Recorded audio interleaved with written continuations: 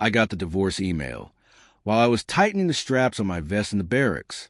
One paying, one subject line, and 17 years of marriage ended in a PDF attachment. My name is Michael Hardy, 56 years old, Staff Sergeant with the 82nd Airborne out of Fort Liberty. I'd been deployed for a few months when Lauren decided she was finished pretending. The subject line read, "Let's be adults about this." The message itself was 3 sentences long. She'd already filed the paperwork. She'd already emptied our joint account. She'd already moved her new boyfriend, Travis Cole, into our house in Raleigh. I read the email twice, closed the laptop, went to the showers, got dressed for my shift, didn't say a word to anyone. When I got back to my bunk that night, I replied with one word. Understood. No argument. No begging. No threats. Alvarez, my bunkmate, looked over at me. "You all right, man?" he asked without lifting his head fully. "Yeah," I said. "Just some stuff back home." He nodded. That was the end of it. Soldiers know when to leave things alone. The truth is, none of it surprised me. Months before deployment, things had shifted. Small things. Lauren stopped asking about my day. Started working late at the clinic. Started taking weekend trips with friends I'd never heard of. New clothes. A new passcode on her phone. A distance that didn't need explanation. I didn't confront her. Didn't check her messages. Didn't follow her around town.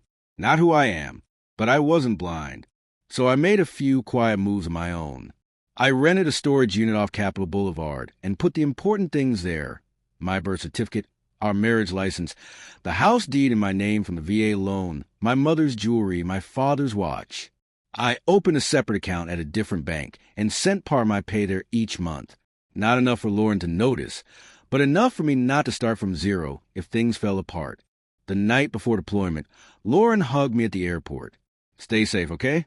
Her voice was polite, detached. She might as well have been talking to a neighbor, not her husband heading back into active duty. Weeks later, while sitting in the dining hall, my phone buzzed with a bank alert. Another withdrawal. Then another. Then almost everything. By the time I opened the app, the balance in our joint account was nearly gone. That night, I logged into the home security system.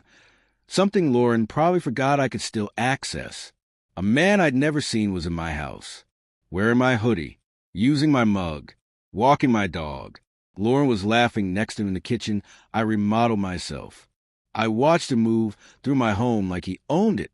Then he walked into my office, the one room I knew he had no reason to enter, and closed the door behind him. And right then I understood, whatever he was doing in there, this wasn't just infidelity anymore. I didn't sleep that night. I lay on my bunk, watching the ceiling fan turn, thinking about Travis standing in my office with the door shut. Lauren never touched that room. She said it felt too military. I kept the important stuff there, documents, old gear, things that actually mattered. I got up before sunrise and walked to the phone center. When it opened, I called the bank. The woman on the line sounded half asleep until she pulled up my account. "Mr. Hardy, these withdrawals started the day after you deployed. Large ones, frequent ones, not subtle."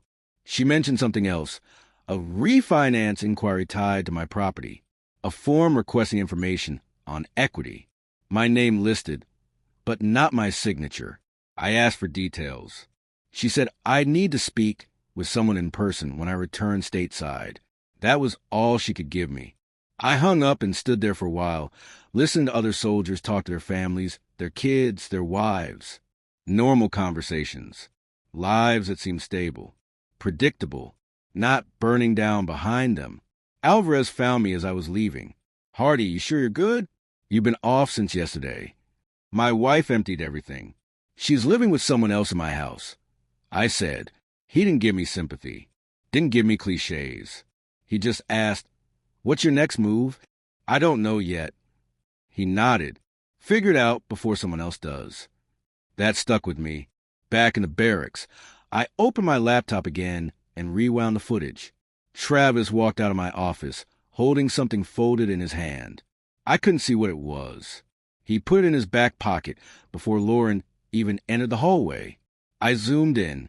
Grainy, Low resolution, but enough to confirm he had taken something. The question was what? I grabbed my notebook and made a short list. Nothing dramatic, just tasks. Called Daniel Moore, Army buddy, who became a lawyer. Request leave options from command. Check Virginia loan documents once home. Verify pension access. The list was simple, but lists have a way of turning into plans. Hours later, an email from Daniel came through. Call me. Secure line only. He never wrote messages like that unless something serious was happening. I stepped outside, dialed his number, and waited. He answered on the first ring. Mike, he said, voice low, before we go any further, I need you to understand something. This isn't just about Lauren. I felt the air around me shift. What do you mean? I asked. There was a pause, papers rustling, a breath drawn too slowly. Your name is on documents you didn't sign, he said, and someone's already trying to move on your house. The line went quiet for a second. Then Daniel added, Mike, I think you're being set up. I didn't respond right away. Daniel wasn't the type to exaggerate, and if he said something was wrong, something was wrong. I walked back to my bunk, sat down on the edge, and replayed his words in my head. Documents I didn't sign. Someone moving on my house. A setup. Lauren cheating was one thing. Lauren stealing was another. But this was something different. I called Daniel back that night when the barracks quieted down. Tell me everything, I said. He sighed. I ran your name through a few databases, just standard checks. Mike, there's a refinance application with your signature on it. It's not my signature. I know, it's close, but whoever did it doesn't know how you sign your middle initial. Stroke pattern's off too. They used your VA loan as leverage. Lauren? Probably, but she didn't file it alone. Someone else is listed as co-applicant. Travis. I said, no. Someone named Evan Maddox. That name meant nothing to me. Who is he? Real estate agent. Quick flip specialist.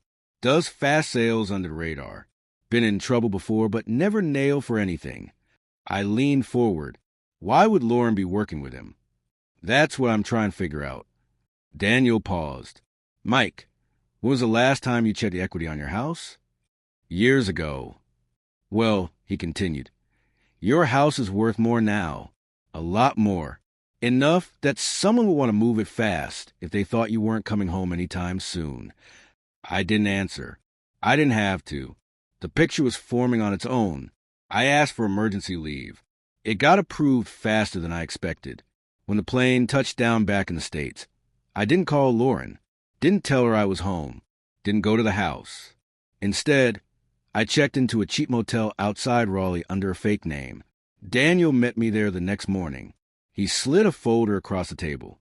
Inside, bank statements, the refinance documents, and copies of transfers Lauren had made to an account I didn't recognize. That account belongs to Maddox, Daniel said. He and Travis have done business before.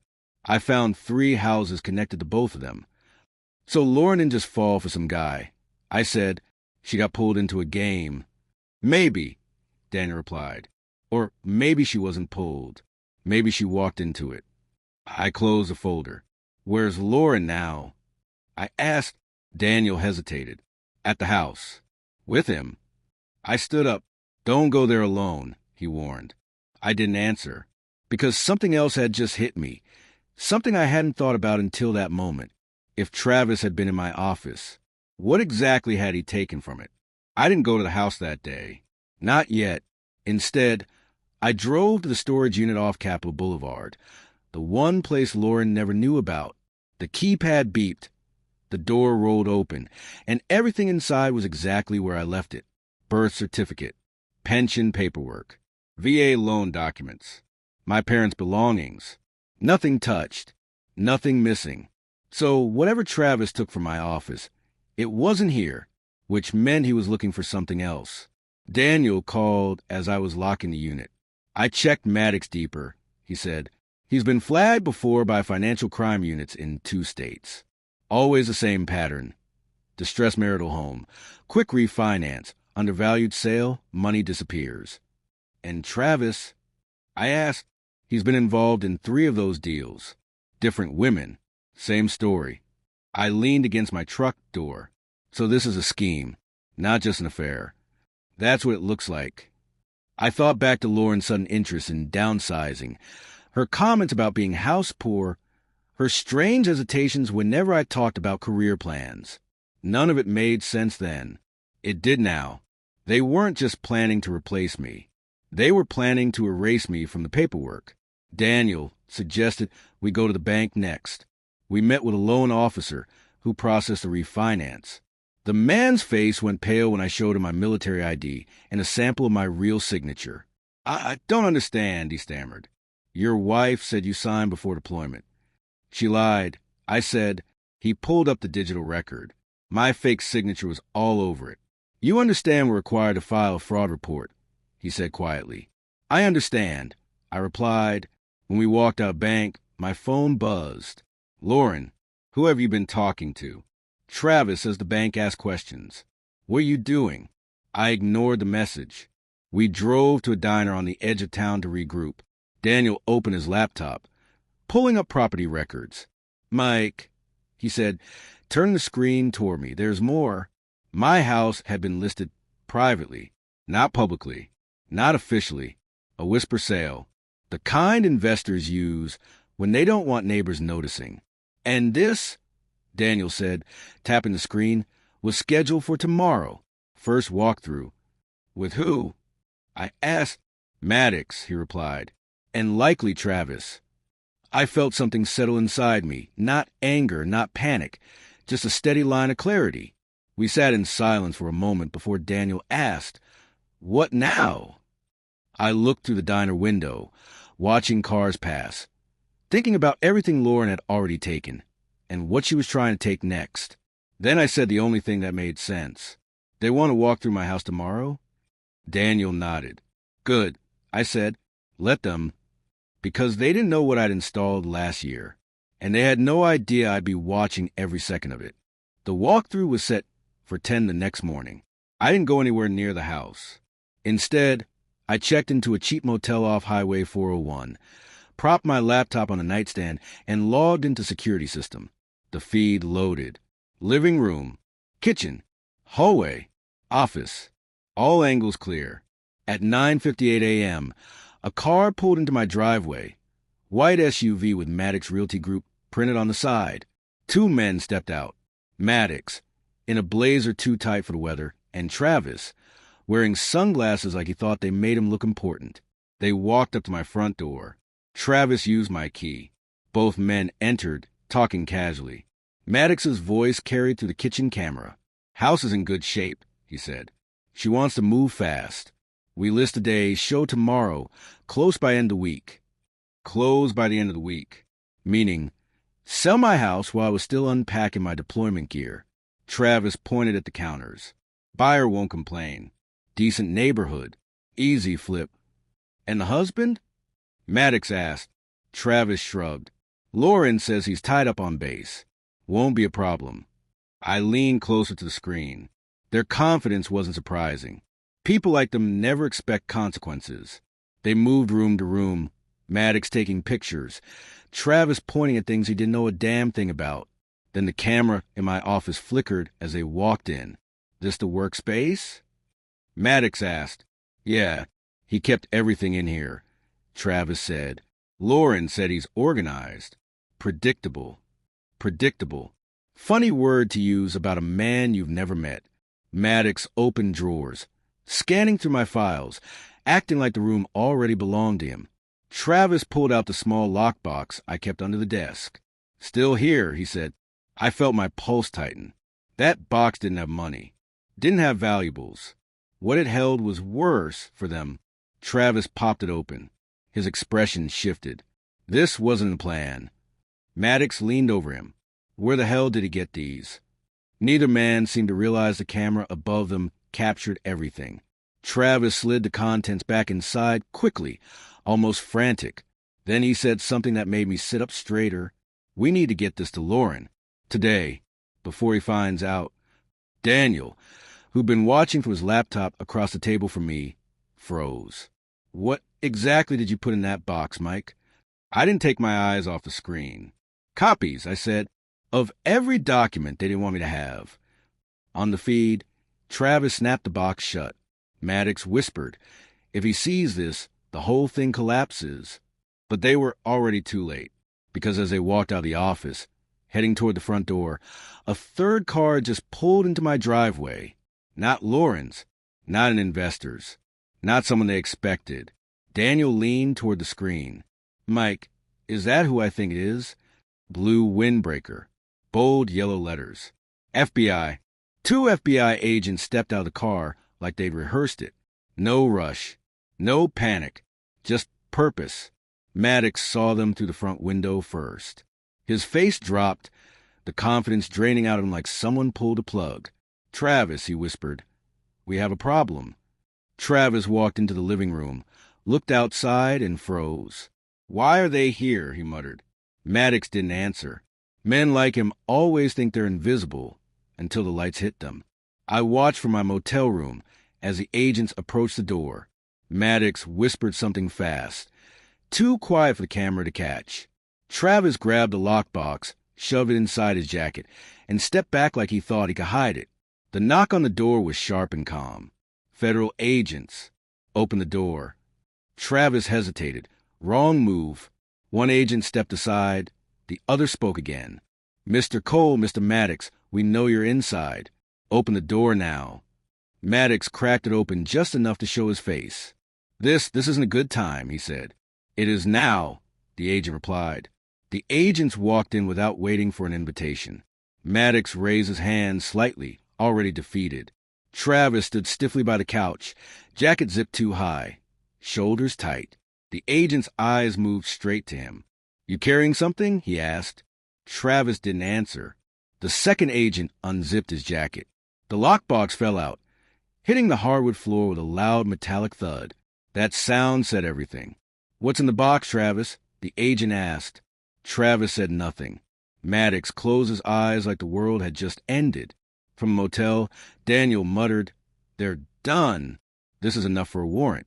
I kept watching. The agents opened the box. Paper spilled out, documents, signatures, copies of forged forms, bank records Lauren thought I never saw. The agent looked up at Travis. You know these are federal offenses, right? Travis tried to speak. Words didn't come. Then something unexpected happened. Lauren's car turned into driveway. She stepped out, walking fast, looking anxious, but not scared. She didn't know what she was walking into yet. The agent saw her through the window. One turned to Maddox. Is that your associate? Maddox swallowed hard. She was involved. The agent motioned for his partner. Bring her in. In my motel room, Daniel turned toward me slowly. Mike, are you ready for this? Lauren walked up the porch steps, reaching for the door handle, and the agent opened it first. Mrs. Hardy, he said, we need to talk. Her face went white. She staggered back a step, and then she saw the lockbox on the floor. She saw what was inside, and she knew everything she thought she controlled was already gone. Lauren didn't speak at first. She stood in the doorway, her hand still half raised, like her brain hadn't caught up with what her eyes were seeing. The FBI agent stepped aside just enough for her to take in the scene. Maddox on the couch, defeated. Travis standing rigid, jaw locked. The open lockbox on the floor, documents spilling out, all of it undeniable. One of the agents gestured to her. Mrs. Hardy, inside. Now. Lauren entered slowly, her gaze darting from Maddox to Travis, then down to the paperwork. She recognized the forms immediately. Refinance documents, forged signatures, bank transfers, all tied directly to her. What is this? She whispered. You tell us, the agent said. I could see through the camera that she was shaking, not crying, not angry, just cornered. And for the first time since this started, she didn't have a script ready. Travis, she said quietly, why is this here? But Travis didn't look at her. He didn't move. He didn't blink. The agent cut in. Mrs. Hardy, these documents show fraudulent activity involving your property. Your name appears repeatedly, and your husband's forged signature is on multiple forms. Lauren swallowed hard. I didn't forge anything. I just signed where Travis told me. Maddox muttered. Of course she says that. The agent stepped toward him. We'll hear your version at the office. Daniel leaned closer to my laptop screen. They're building the chain. Once she admits involvement, Travis loses leverage. Maddox, too. And the sale? I asked. Over. Frozen right where it stands. In the house. Lauren finally looked up at the camera. She didn't know I was watching, but it was instinct. The same instinct people get when they feel the walls closing in. Her voice cracked. Where's Michael? Did he come home? The agent answered before Travis could. Your husband isn't here, but he's cooperating, and he has provided materials that verify the fraud. Lauren blinked, like she wasn't sure how to process that. She whispered something, too soft for Mike to catch. Before the agent motioned to cuff her, she backed away. Wait, no, I didn't know it was illegal, Travis said. That's when Travis finally spoke. Don't say anything, Lauren. The agent turned to him. You're in no position to give advice. Maddox put his head in his hands. This is over, he muttered. It's all over. But it wasn't. Not yet. Because at that exact moment, one of the agent's radios crackled. Be advised, we have additional matches. Another property. Another forged signature. Tied to the same group. Daniel froze. Mike, he said quietly, this might be bigger than your house. And then the agent spoke a name I didn't expect. A name that changed everything I thought I understood. The next victim is also military. The FBI field office in Raleigh looked like every government building I'd ever been in. Dull walls, humming lights, people moving with quiet urgency. Daniel and I sat in a small interview room, while two agents, Reed and Lawson, laid out the documents from my lockbox. Reed tapped one of the forms. These signatures match at least 4 other cases, he said. All military, all deployed, all spouses claiming financial pressure. Lawson added, Maddox and Travis weren't working alone. They're part of a coordinated operation. Interstate, possibly 5 states. I nodded. No surprise left in me. Just clarity. Lauren, I asked. Reed exchanged a look with Lawson. She's talking. Not sure how much is self-preservation versus cooperation, but she's giving us details, dates, meetings, conversations. Daniel leaned forward. Is she facing charges? Not yet, Lawson said. Depends on intent. If she knew what she was signing, that's one thing. If she was manipulated, that's another. I didn't comment. Lauren always claimed she didn't understand financial stuff. Now that ignorance might save her. The agents shifted to a new file. This is where it gets bigger, Reed said.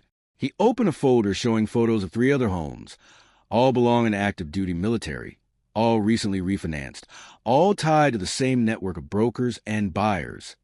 This is a pattern, Lawson continued.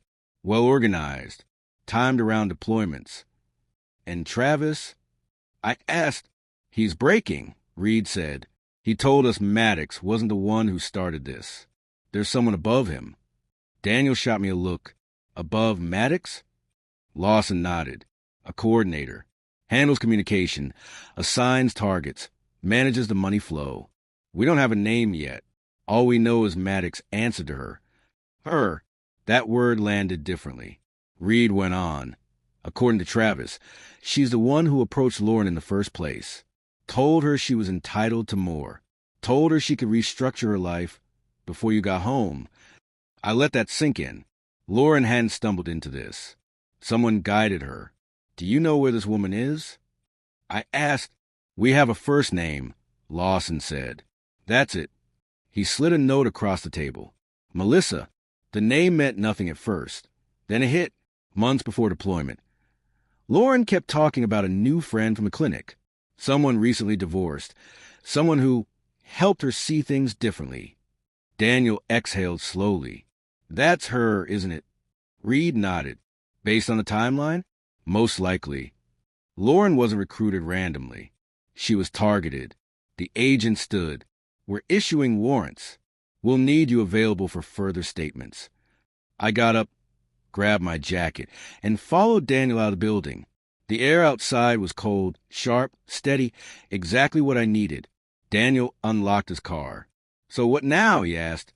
Before I could answer, my phone buzzed. Unknown number, North Carolina area code. I answered.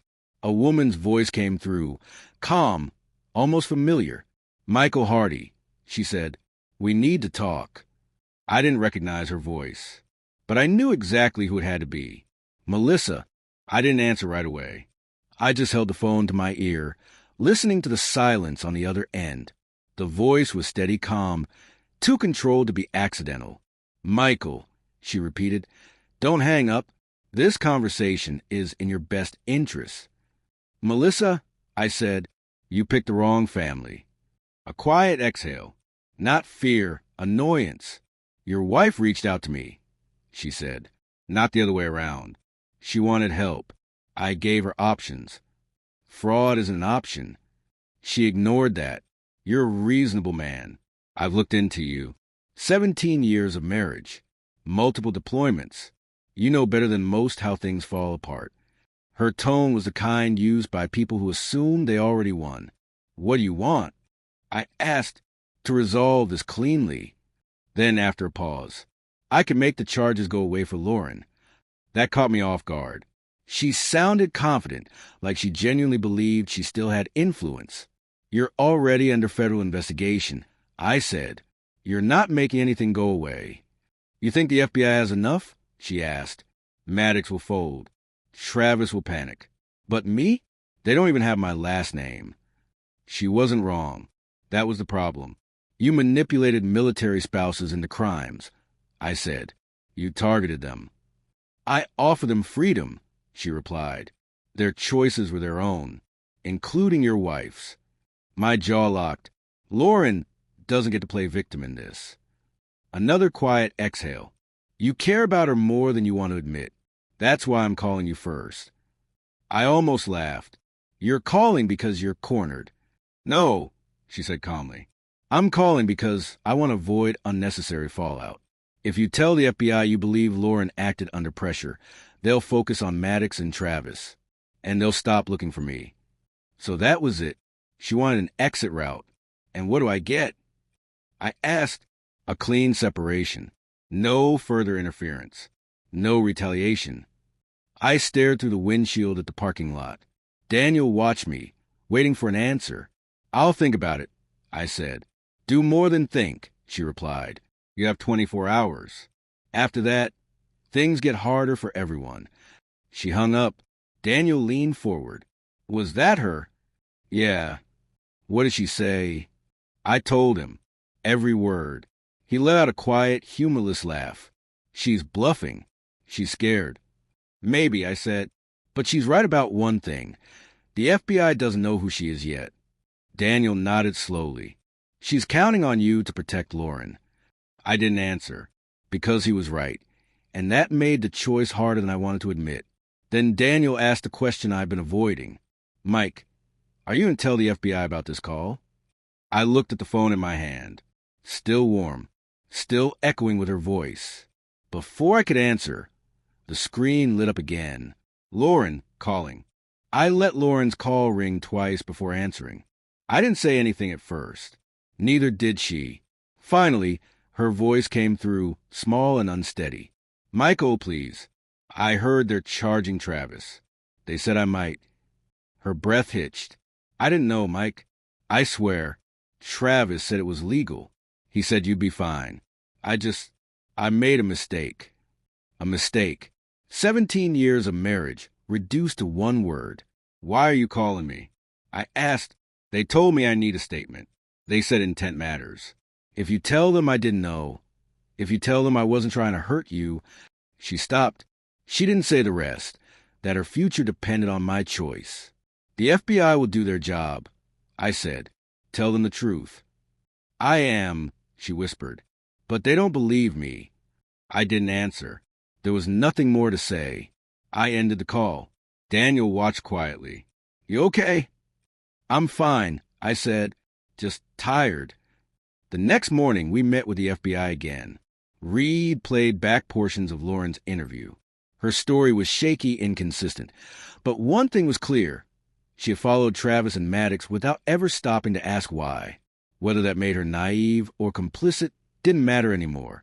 They asked if I believed she intended to commit fraud. I thought about 17 years, the slow drip before deployment, the quiet decisions she made every day to choose someone else's voice over mine. No, I said finally. She didn't intend it, but she let it happen.